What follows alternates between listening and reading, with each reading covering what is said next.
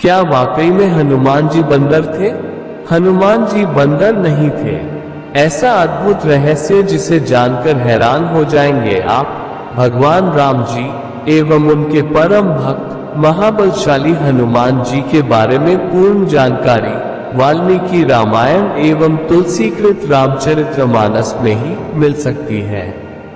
वाल्मीकि रामायण में तो भगवान राम के अलावा सबसे अधिक गुणी और बलवान श्री हनुमान जी को ही बताया गया है, जिन्होंने बड़े बड़े कार्यों को बहुत ही सरलता से पल भर में संपन्न किया है। जब भी हम हनुमान जी का चित्र देखते हैं तो उसमें वे एक बंदर के रूप में दिखाई देते हैं, जिनकी एक पूंछ भी है। उनके चित्र को देखकर हर किसी के मन में अनेक प्रश्न भी उठते हैं, जैसे क्या हनुमान जी वास्तव में बंदर थे? क्या वाकई में उनके पूंछ लगी हुई थी? इत्यादि। इसका उत्तर वाल्मीकि रामायण में स्पष्ट रूप से मिलता है कि आखिर महाबलशाली परमवीर हनुमान जी आखिर है कौन। वानर कोई जाति विशेष नहीं होती।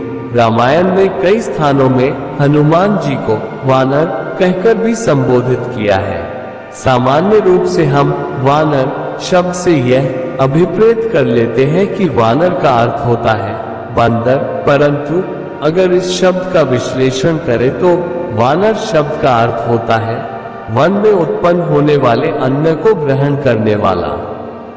जैसे पर्वत अर्थात गिरी में रहने वाले और वहां का अन्न ग्रहण करने वाले को गिरिजन कहते हैं, उसी प्रकार वन में रहने वाले को वानर कहते हैं। वानर शब्द से किसी योनि विशेष, जाति, प्रजाति अथवा उपजाति का बोध नहीं होता। हनुमान जी के अलावा सुग्रीव, बाली, आगद आदि के चित्र में भी हमें उनकी पूंछ लगी हुई दिखाई देती है, परंतु उनकी स्त्रियों के कोई पूंछ नहीं दिखाई देती। नर मादा का ऐसा भेद संसार में किसी भी वर्ग में देखने को नहीं मिलता।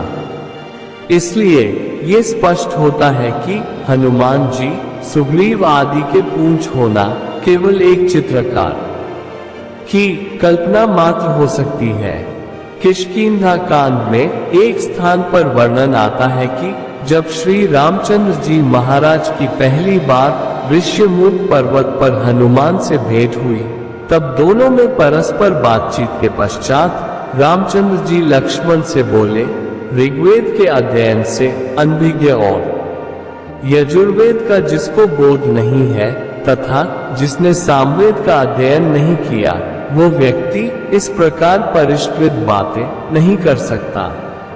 निश्चय ही इन्होंने संपूर्ण व्याकरण का अनेक बार अभ्यास किया है, क्योंकि इतने समय तक बोलने में इन्होंने किसी भी अशुद्ध शब्द का उच्चारण नहीं किया है। संस्कार संपन्न शास्त्रीय पद्धति से उच्चारण की हुई इनकी वाणी हृदय को हर्षित कर देती है। इससे ये स्पष्ट होता है कि हनुमान जी बंदर नहीं थे।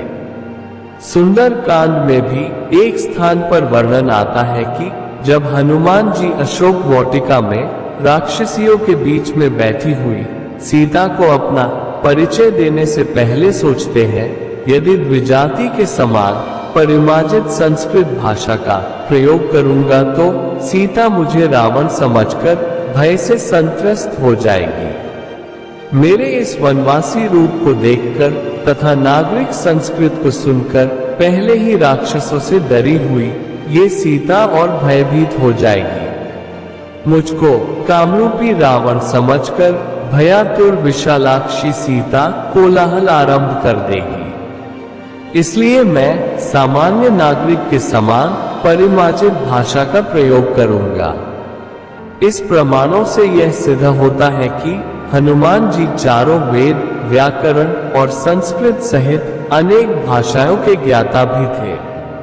वाल्मीकि रामायण में हनुमान जी के अलावा बाली पुत्र आगद को भी अष्टांग बुद्धि से संपन्न 4 प्रकार के बल से युक्त और राजनीति के 14 गुणों से युक्त बताया गया है। इससे सिद्ध होता है कि कोई इतने गुणों से सुशोभित बंदर कैसे से हो सकता है।